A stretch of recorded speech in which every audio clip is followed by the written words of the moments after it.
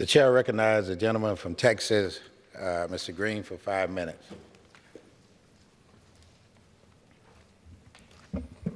Thank you, Mr. Speaker. Mr. Speaker, and still I rise. And I rise because I love my country.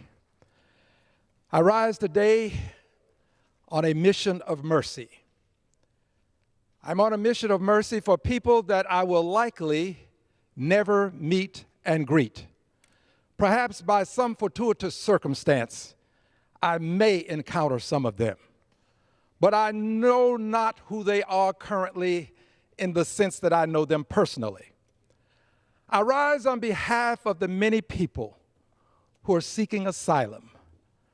And I do so, Mr. Speaker, because it has been reported on many news stations, outlets, if you will, that our president intends to reinstate the family separation policy.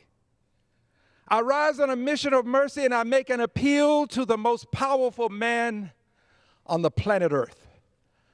My appeal is that you would not, N-O-T, you would not reinstate this policy. I beseech you to please, Mr. President, treat these people the way you would want to be treated if you found yourself in similar circumstances. I beg that you would understand that separating babies from mothers is unacceptable by any standard that we know of. No one supports the notion of taking babies from their mothers, children from their parents. So I'm begging and pleading with the President of the United States of America, the most powerful man on earth. Please, Mr. President, do not reinstate this policy. I also appeal to my colleagues on both sides of the aisle to encourage the President to do the right thing, the just thing. If we are not pleased with the laws in this country, we have a means by which we can address the law. If we believe that something is unacceptable, there's a way for us to address it. And the way to address this problem is with immigration reform. So I beg the President and all of my colleagues on both sides of the aisle to please, let's try to resolve this with legislation. Let's not do what we have done and, quite frankly, have not atoned for. Some of the children are still not back with their parents who were separated previously.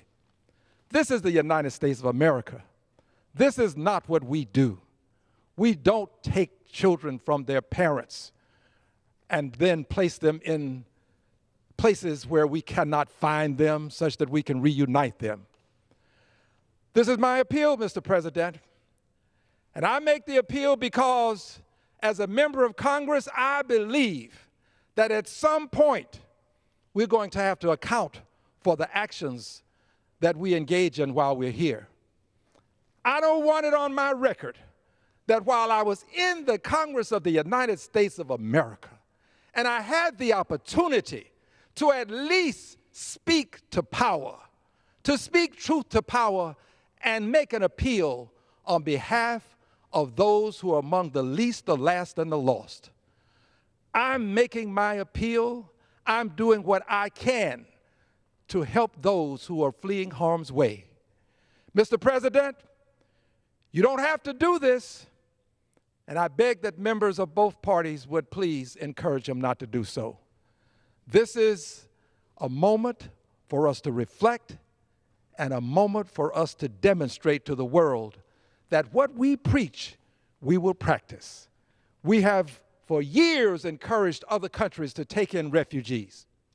We have gone so far as to pay countries to take in refugees. We have funded countries to take in refugees. We ought to practice what we preach. And those who are not qualified should not come, should not be brought into our country. But I would also say this, We should not say to the world, go back. Refugees, asylum seekers, you're not welcome in the United States of America.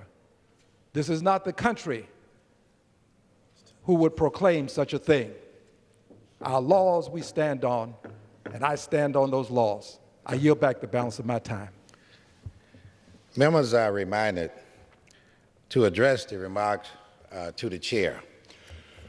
The chair recognizes the gentleman from Minnesota for 5 minutes.